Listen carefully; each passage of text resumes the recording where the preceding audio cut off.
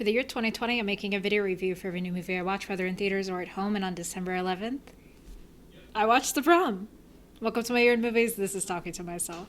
Did I get dressed up just to talk about The Prom? Yes, because I have nowhere else I can wear stuff like this, so we're gonna wear it.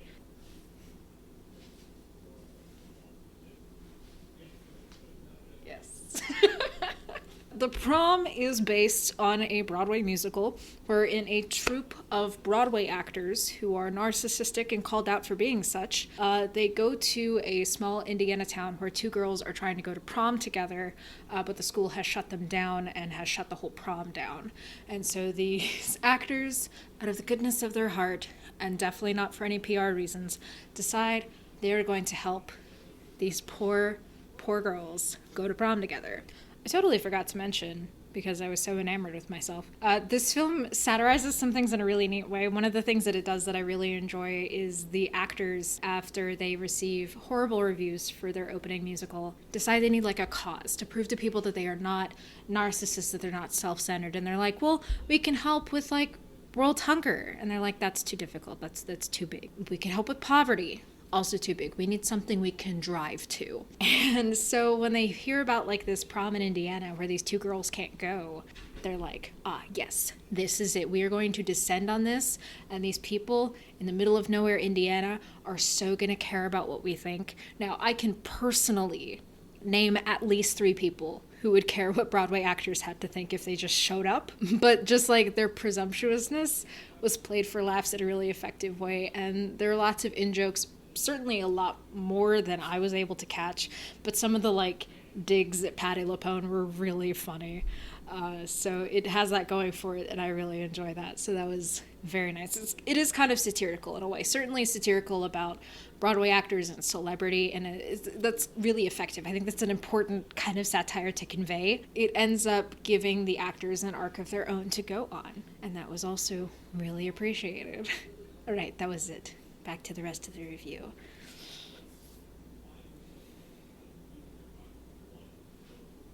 Sorry, I just really like the way I look. All right, I'm done. I have not seen the musical. I have not really listened to the soundtrack, really. But I found myself, about the time it was getting released, like really, really wanting to watch it.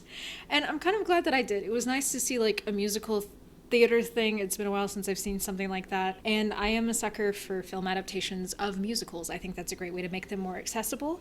And I think it's important to do that. If you want to preserve theater long term, you need to do stuff like this. And so I'm grateful that Ryan Murphy decided to do that.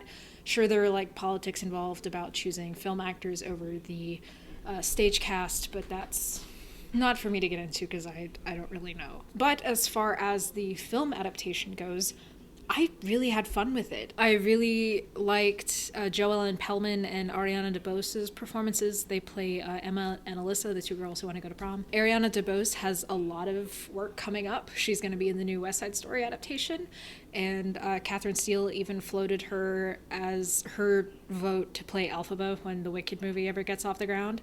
And let me tell you, this movie kind of proved that I'm like, yeah, I really want to see her do that because she's really young, very bright, very talented.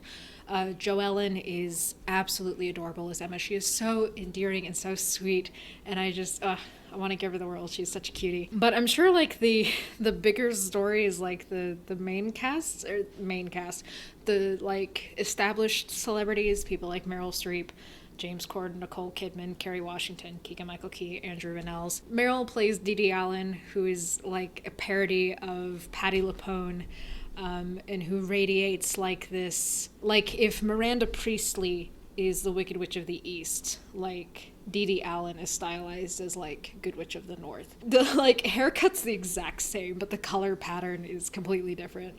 She was a lot of fun in this. I really liked her performance in this. It felt weird for her to be in it.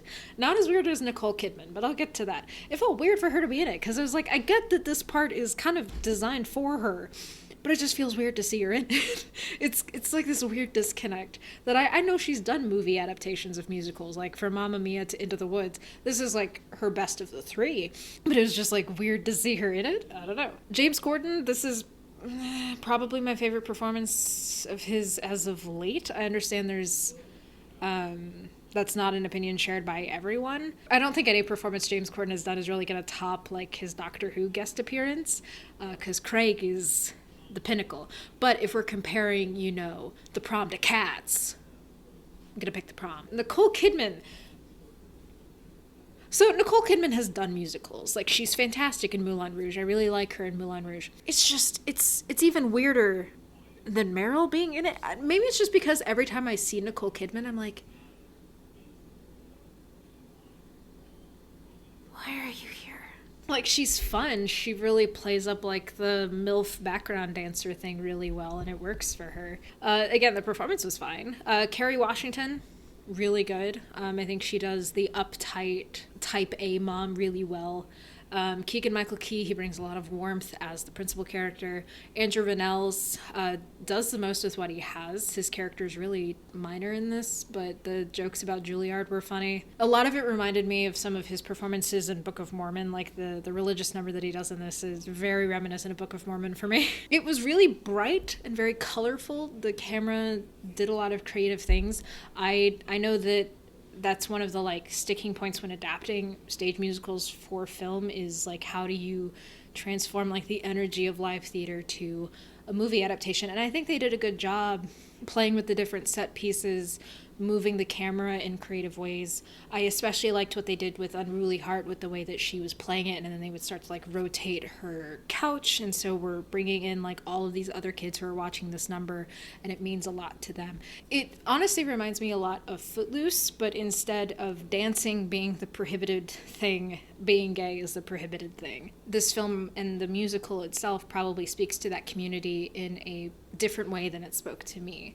And so where I can just enjoy like the music and the visuals, there's a whole community that the music and the experience that these characters are going through speaks more to them on a more personal level. I hope it is that meaningful to them. You know, I think they need something that's a little bit happier than they usually get. I know that usually when we have LGBT stories, they're usually extreme downers, and that's unfortunate. And so this one, you know, has kind of that bubbly, uplifting ending. And it was cute. I really enjoyed watching it. It makes me want to do a list about musical theater things. I'm going to think about it. If you want a more in-depth video as to all of the ins and outs of adapting this for film, if you want to see someone who has seen the stage musical talk about the changes that were made and things like that, you can check out Catherine Steele. She has a couple videos on The Prom, both a spoiler-free review and a more in-depth talk about it, and you can read some of the comments in that video too to just kind of get more people's opinions, or ask your local theater nerd. They probably have opinions if you want to find out if it's for you. I think if you're into musical theater, if you're into stuff like Footloose, I think this could be fun for you. It was cute, it was bright, and I had a lot of fun. Plus, it gave me an excuse to dress up like this. Although I will say I had no intention of reviewing this, but because I got dressed up for the review that's coming after this, I actually put on makeup for that. I was like, why don't I go all out for the prom? Plus, it's about the prom. Why wouldn't I get dressed up for it? Anyway, it was definitely worth getting dressed up for this one. This has been My Year in Movies. Thank you for watching.